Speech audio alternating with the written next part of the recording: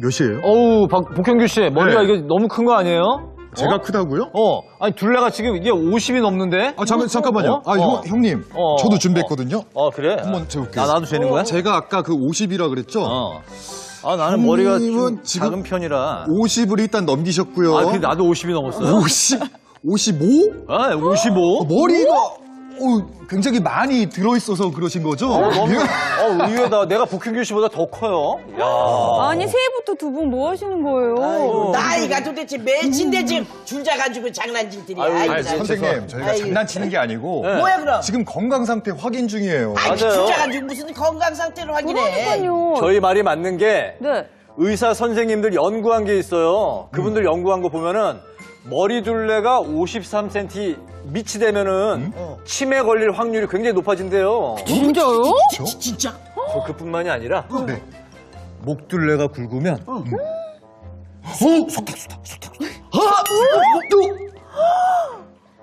그렇다니까요. 여보시오. 잠깐만요. 야, 또 있어요. 뭐야. 자, 끊어, 일단 끊어. 다 끊어요. 그리고 양쪽 팔, 다리에 그 둘레 차이가 나면요. 속닥. 아니, 이게 뭔 일이야. 여보시오. 야, 재수가. 야, 너네 집에 그 줄자 있냐? 내가 그거 좀 빌리러 갈게. 어머니. 야, 알아서 끊어. 어머니 전데요. 집에 줄자 있나요? 아니 제가 집에 가서 건강 좀 확인해 주려고요. 아니 줄자로 둘레를 재야 된다고 둘레. 둘레? 정기 건강검진만으로 안심할 수 없다면 평소 신체 둘레만 잘 재도 내 몸이 보내는 이상 신호를 알 수 있다는데 바로 이 줄자 하나만 있으면 누구나 간편하게 할 수 있다는 건강검진. 이게 무슨 말인가 싶겠지만 내 몸의 둘레가 건강을 예측하는 중요한 척도가 될 수 있다는 놀라운 사실. 실제로 목과 허리 둘레가 늘어나고 머리, 손목, 허벅지, 종아리 둘레가 감소하면 치매부터 심혈관 질환, 대사증후군과 같은 각종 질환이 생길 위험이 커진다는데 과연 건강한 둘레를 유지할 수 있는 방법은 없는 걸까? 허리 둘레를 20cm 줄여준다는 놀라운 운동법부터 머리부터 발끝까지 건강한 둘레를 유지해준다는 음식의 정체가 궁금하다면 가정의학과 교수 유병우, 가정의학과 교수 서희선, 개그맨 문영미, 복현규와 함께 집에서 하는 초간단 건강검진. 내 몸 둘레 제대로 재고 제대로 관리하는 비법 모두 알려드릴게요. 찬란한 중년을 위한 새로운 라이프 스타일을 제안합니다. 일단 해봐요. 생방송 오후 1시. 안녕하세요. 신동진입니다. 안녕하세요. 박민영입니다. 제가 또 신동진 씨 옆에 있어서 깜짝 놀라는 시청자분들 계실 텐데요. 이전 아나운서가 개인적인 사정으로 일주일간 잠시 자리를 비우게 됐습니다. 그래서 그 시간 동안 제가 함께 하도록 하겠습니다. 네. 자, 먼저 신동진 씨와 복현규 씨가 앞서서 머리 둘레가 53cm 이하면 치매에 걸릴 확률이 높다고 했는데 맞아요. 이게 정말 사실인가요, 교수님? 네. 정말로 사실이고 저한테는 굉장히 다행입니다. 보시다시피 전 될 때마다 항상 만족스러웠거든요.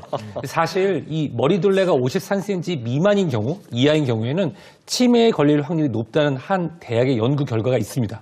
보통 우리가 치매 검사를 하면 이렇게 뭔가를 막 적는 것도 하잖아요. 네. 그래서 점수를 잴 때 19점에서 23점 사이가 나올 경우에 치매 가능성이 높습니다라고 말씀을 드리거든요. 경기도 광주에 계시는 60세 이상 어르신들을 대상으로 3년 동안 치매 진단 검사를 했습니다. 하면서 이 머리 둘레가 53cm 미만인 분들 그리고 이 치매 점수가 평균 20.5 이하로 나올 그러면 치매 걸릴 가능성이 높다라고 우리가 유추가 가능하죠. 그런 결과에 연구가 있었고요. 해외에서도 2,500여 명의 노인분들을 대상으로 한 연구가 있었는데요. 실제로 이 머리 둘레가 작을수록 이 치매에 걸릴 가능성이 2.1배가 더 높다라고 하는 연구 결과를 발표하기도 했습니다. 아니, 요즘에는 머리 적고 머리통이 작아야 미인이다, 잘생겼다, 막 뜬다, 막 이러잖아요. 네. 우리도 좀 크긴 한데. 자, 근데 머리 둘레하고 치매하고 이게 무슨 상관이 있는 거예요? 네, 지금 우리 여기서도 지금 다 희비가 막 엇갈리고 있어요. 우리 시청자분도 계실 텐데, 물론 뭐 정확한 건 더 연구를 해봐야 알겠죠. 하지만 한 가지 이제 이 가설이 있는데요. 자, 일단 머리둘레가 작다는 건 두개골의 용량이 작다는 거죠. 참고로 이 머리뼈는 언제까지 클 수 있을까요? 7살까지. 네, 그래서 7살에 돼봐야 이제 알 수가 있는데, 우리 의사들의 가설은요, 그 태아기 때, 엄마 뱃속에 있을 때 영양분이 불충분하면 머리가 그때부터 덜 자란다는 그런 가설이에요. 그래서 임산부 때 태아가 영양이 충분히 공급이 안 됐을 때, 나중에 머리둘레가 이제 적다는 거죠. 그러면 아무래도 다다익선인데, 그 작은 용족에서는 세포가 별로 많지가 않을 가능성이 있고요. 좀 크면 세포가 많고, 또 우리가 아시는 대로 치매는 세포가 자꾸 죽어가는 거기 때문에 많은 게 훨씬 좋겠죠. 그러니까 이게 그 두개골이 크기가 작으면 좋은 뇌세포가 들어있을 확률이 그만큼 작다. 네네. 저희 부모님이 원망스럽습니다. 그렇게 안 하셔도 될 것 같아요. 그렇습니까? 예, 알겠습니다. 자, 이 밖에도 목둘레, 허리둘레, 팔다리 둘레 등등 내 몸의 둘레를 재서 알아볼 수 있는 건강 정보가 굉장히 이제 많다고 하는데요. 잠시 후에 제대로 둘레 재는 법부터 중장년층이 특히 걱정하는 암, 이 암의 여러 가지 전조 증상까지 모두 알려드리도록 하겠습니다. 네, 시청하시다가 궁금한 점 있으신 분들은요, 카카오톡 상단에 있는 돋보기 누르시고 생방송 오후 1시를 검색한 후 친구 추가해주세요. 그리고 질문 내용 보내주시면 됩니다. 유튜브 채널을 통해서도 실시간 중계되고 있으니까요. 궁금한 점 댓글로 달아주시면 몇 가지 선별해서 저희가 말씀드리도록 하겠습니다. 네. 자, 시청자분들도 줄자 옆에 갖다 놓으시고 방송 함께 하시면 더 좋을 것 같습니다. 네. 자, 그럼 본격적으로 둘레를 재서 나의 건강 상태를 확인하는 방법을 알려드릴 텐데요. 어떤 부위부터 이제 알아볼까요, 복형규 씨? 아무래도 그 남자의 매력은 이 목 부분 아닙니까? 이 목 부분이 살짝 굵어야지 네. 남성적인데 이 목 둘레부터 한번 재보시죠. 그럴까요? 아니면 네. 딱 봐도 목 둘레 하면은 딱 봐도 이게 딱 각이 딱 나오지 않아요, 이게? 제대로 나오네. 네. 네, 정말 이 목 둘레가 굵어야 하는 건지 아니면 가늘어야 건강한 건지 좀 궁금해지는데요, 네. 설선 교수님? 네, 의학적으로는요, 목둘레가 너무 굵으면 별로 좋지 않습니다. 소위 목에 살이 쪘다고 생각할 수가 있는 건데요. 따라서 목둘레가 굵으면요, 혈관 질환, 고혈압, 당뇨 같은 이런 대사증후군, 또 특히나 그 숨구멍이 좀 상대적으로 좁아지기 때문에 수면 무호흡증에 걸릴 확률이 굉장히 높아지거든요. 그래서 네. 먼저 이 목둘레를 아주 정확히 재는 방법부터 알려드리겠습니다. 자, 화면을 보는 것처럼요. 먼저 이 정면을 바라본 자세에서 어깨 힘을 좀 빼고요. 똑바로 선 다음에 목젖 바로 아랫부분에 둘레를 재는 겁니다. 그럼 저희 이제 출연자 중에서 어느 분들이 건강한 목둘레를 이제 가졌는지 한번 문영미 선생님하고 복형규 씨가 한번 목둘레 재볼까요? 네네네. 우리 후배 정도야. 아유. 굉장하십니다, 선생님. 네. 아유, 그냥 어디를 보나, 그냥. 아유, 그냥. 선생님, 제가 한 전에 제가 허리둘레 한번 와서 재드렸는데 네. 오늘은 이렇게 부위별로 다 재는 거 같습니다. 첫 번째가 허리둘레 전에, 첫 번째가 목둘레를 네. 재도록 하겠습니다. 자, 말씀하면서 이제 보셨던 것처럼 어깨를 이렇게 편안하게 늘어뜨리시고 정면을 주시해 주시고 약간 고개를 약간 들어주셔서 여기 목젖을 제가 이렇게 만져보겠습니다. 그래서 여성분들은 목젖이 잘 튀어나와 있지 않으니까 이렇게 눌러서 이렇게 딱딱한 뼈 부위를 바로 재주시면 되고요. 이렇게 제가 돌려서 바로 잡아주시고요. 제대로 재도록 하겠습니다. 네. 너무 세게 누르셨어요, 선생님. 목젖. 네네, 편히 계시고요. 네, 지금 5.5 정도 나오셨습니다. 35.5. 네, 35.5. 네, 5 정도 나오셨어요. 좋네요, 벌써. 35. 네, 네. 자. 키가 너무 크셔서 살짝 눈높이 맞춰주세요. 예, 남성분들은 여기 너무 목젖이 이렇게 잘 나와 있어서 목둘레가 남성미의 상징이다라고 네, 말씀하셨던 네. 우리 복형규 씨. 네, 네, 35.5, 문영미. 자, 네, 복형규. 과연 38.3 정도 되시는데요. 네. 38.3? 아무래도 이 목젖. 선생님보다는 한 결과는- 3cm 정도 더. 네, 네. 아이, 저 여자랍니다. 여성스러우세요. 네, 네, 네. 두 분의 이제 목둘레 재봤는데 좀 건강적인 면에서 좀 이상이 발견된 분들이 있나요? 글쎄요. 정답은 바로 우리 교수님께서 공개해 주실 것 같은데요. 네. 사실 누군지 알려드리기 전에 네. 먼저 목둘레가 몇 센티미터야 건강에 문제가 생기는지 일단 먼저 좀 확인해 볼까요? 네. 자, 목둘레부터 한번 보겠습니다. 짠. 남성은 40cm 이상, 여성은 36cm 이상이라고 하면 건강에 문제가 발생할 수 있다는 건데. 두 분은 포함되지 않는데요? 예. 네. 다행이다. 예스! 만세! 만세! 네. 네, 하지만 네. 하지만 실제로 우리가 지금 오늘 재보셨잖아요. 네. 재보신 거에 따라 약간 차이가 날 수 있는데 아까 교수님이 정확하게 재주셨잖아요. 근데 네. 집에서는 정확하게 재지 못해서 오차 범위가 발생할 수 있어서 실제로 35.5cm를 보였던 문영민이 같은 경우는 혈관 질환이라든지 고혈압, 당뇨, 대사증후군, 수면 질환 등이 걸릴 위험성이 비교적 높다고 말씀드릴 수 있습니다. 그거 뭐 다 갖고 있어요 이미. 근데 실제로 이 남자의 목둘레 40, 여자의 목둘레 36인 경우에는 아까 말씀드린 이러한 질환들이 발생할 가능성이 여러 연구 결과를 통해서 드러나고 있습니다. 네. 실제로 해외 한 의료진이 이 건강검진을 받으신 성인들의 목둘레와 실제로 가지고 계신 대사증후군의 그 연관성을 분석을 했더니 이 대사증후군의 진단을 받은 사람들의 대부분의 분들이 남성의 경우 40cm 이상의 목둘레, 여성의 경우 36cm 이상의 목둘레였고요. 미국의 심장학회에서 굉장히 비슷한 연구를 진행했는데 인슐린 저항성 지표, 인슐린 저항성이 있다는 건 잘 나와도 활용을 못하니까 당의 위험성이 높아지고 그거에 따른 심혈관 질환의 위험도 같이 올라간다. 유추가 가능하시잖아요. 그 보니까 이 목둘레가 굵은 사람이 얇은 분들에 비해서 남자 같은 경우는 30배, 여자 같은 경우는 5배의 인슐린 저항성 지표가 높았다고 합니다. 즉 목둘레 굵기가 굵은 분들이 심혈관 질환에 걸릴 가능성이 더 커진다는 거죠.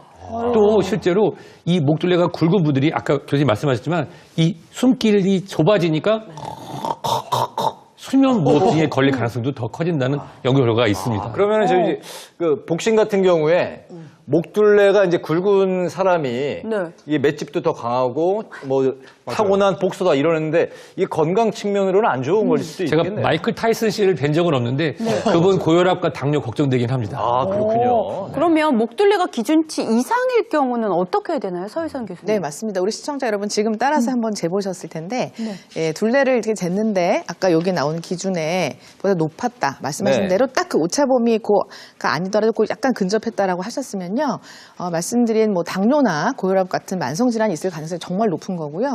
특히 수면 무호흡증은 굉장히 많은 연관성이 있기 때문에 또 증상이 없고 본인이 모를 수 있기 때문에 꼭 이런 경우는 한번 병원에 가셔서 미리 진단받고 관리하시는 것이 굉장히 좋을 것 같습니다. 알겠습니다. 자, 목둘레 한번 알아봤고요. 목둘레 이어서 이번에 알아볼 부위는 우리 문영미 선생님은 어디가 좀 궁금하세요? 저야 이제 그 인격적인 이 저희 허리 베들레헴 예. 여기 이쪽이 좀 궁금하죠. 허둘레 한번 알아볼까요? 허리둘레. 네. 사실 짠. 허리둘레는 실제 임상에서도 굉장히 중요한 건강 표준으로 사용한다고 하는데요. 정확하게 재는 방법이 있나요, 이병 교수님? 네. 그렇습니다. 사실 내 허리가 어딘지 모르신다는 분들이 가끔 있는데요. 네. 허리 둘레 재는 법 화면을 보시면서 한번 말씀을 드려볼게요. 네. 먼저 몸을 한번 만져보세요. 만졌는데 요 갈비뼈 맨 여기 아랫부분 있죠. 예. 네. 그리고 그 다음에 좀 내려가서 보면 이제 골반이 위에 튀어나오면 되겠습니다. 자, 갈비뼈의 가장 아랫부분하고 손을 쭉 밑으로 내려서 잘 만지시면 이제 네. 뭐가 튀어나온 부분이 있거든요. 네. 거기에 이제 중간 부분. 네. 자, 갈비뼈의 맨 아랫부분과 골반뼈의 요 중간 부분을 재시면 됩니다. 아, 이것도 역시 여기. 궁금하니까 네. 우리 네. 문영미 선생님하고 복현규 씨를 좀 대표로 한번 재볼까요? 아니 지금 네. 선생님이 짚어주신데 거기가 제일 많이 나왔는데 저는 그 부분이 탁 튀어나왔죠. 저는 재봤는데 굉장히 짧네요. 어머. 선생님 그러면 두 번째로 허리둘레 재보도록 옷이 하겠습니다. 일단 좀 두껍습니다. 그래서 제가 벗을까요? 1cm 빼드리도록 하겠습니다. 이게 지금 얼마큼이요? 한 요 정도 될 것 같은데요. 좀 옷을 벗을까? 일단 뭐 이렇게 재보시고요. 지총이 확 올라갈 것 같아요. 네, 일단 한번 재볼까요? 네, 그렇죠. 자, 일단 아까 화면으로 보신 네. 것처럼 자 이렇게 갈비뼈 맨 밑에가 이제 선생님 한번 짚어주시죠. 저도 네. 어딘지 나도 어디가 어딘지 모르고 그냥 갈비뼈. 대충 내가 벨트를 맸지. 아 여기가 허리구나. 근데 더 네. 나왔어요, 거기가 그 부분이 지금. 아, 거기 이제 살이 이제 복부 비만이 좀 심해지셔서 또 나오신 것 어머, 같고요. 어떡하니. 자, 갈비뼈 밑하고 네. 이 엉치에 이 튀어나온 부분인데요. 네네네. 여기 가운데를 이제 임의로 그 가장 많이 튀어나온 데가 거기에요.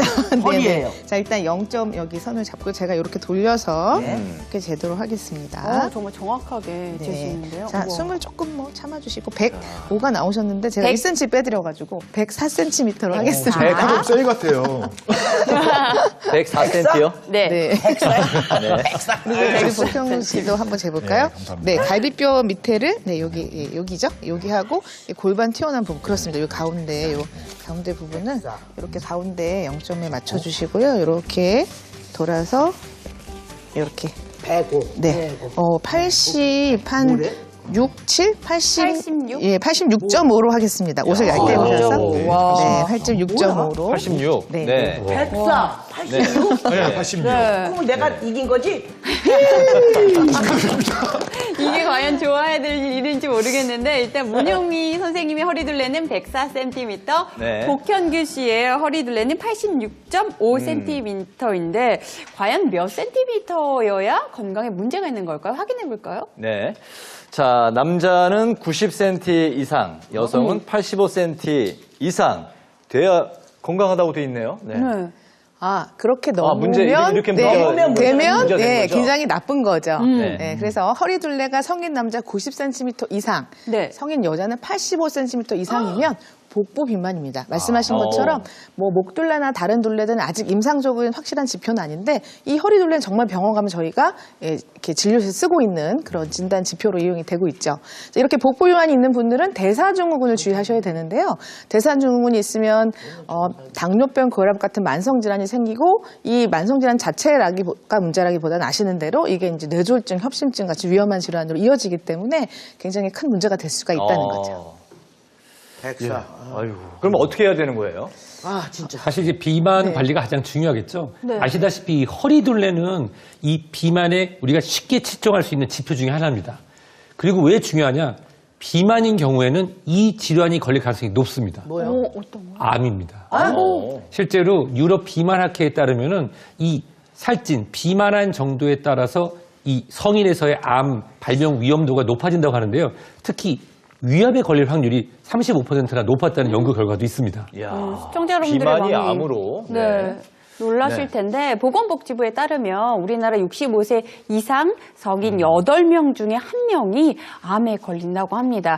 그래서 또 저희가 준비해봤는데요. 네. 이 국내 암 유병률이 가장 높은 4대 암의 전조 증상, 이걸 사실 알고 있어야 내 몸에 어떤 이상이 생겼을 때 바로 병원을 찾아가 진료를 볼 수 있겠죠. 네. 자, 그럼 먼저 국내 암 유병률 1위 갑상샘 암의 경우 어떤 전조 증상이 있는지 화면을 통해서 알아보도록 네, 하겠습니다. 전조 증상 살펴볼까요? 내 몸에 암이 자란다. 먼저 갑상샘 암은 쉰 목소리, 잦은 사례, 목의 압박감이나 호흡곤란, 네, 이런 증상이 있다고 돼 있네요, 선생님. 맞습니다. 실제로 갑자기 목소리가 변하는 경우에는 폐암이라든지 후두암이라든지 이런 것도 생각할 수 있지만 대한민국에 최근에 갑상샘 암 환자가 많이 우리 진단되고 있잖아요. 네. 실제로 갑작스러운 목소리 변화가 있다. 갑상샘 암의 이 강력한 전조 증상이라고 생각할 수 있습니다. 이 목소리를 내기 위해서는 굉장히 많은 신경들이 있어요. 그 중에서 이 갑상샘의 후면으로 지나가는 이 되돌이 신경 이런 것들이 있는데 암이 이제 전이를 일으키거나 압박을 가해서 신경을 침범하게 되면 성대가 제대로 작동을 못해서 쉰 소리가 내거나 본인이 내는 목소리보다 더 낮은 음 또는 갈라지는 소리가 날 수도 있습니다. 네. 또 경우에 따라서는 후두마비까지 같이 일어서 사례가 자꾸 들리거나 기침을 하거나 그럴 수 있거든요. 실제로 아주 우리나라에서는 드문데 잘 진단을 못하는 일부 이제 저개발 국가 같은 경우는 갑상샘암이 많이 진행돼서 커지잖아요.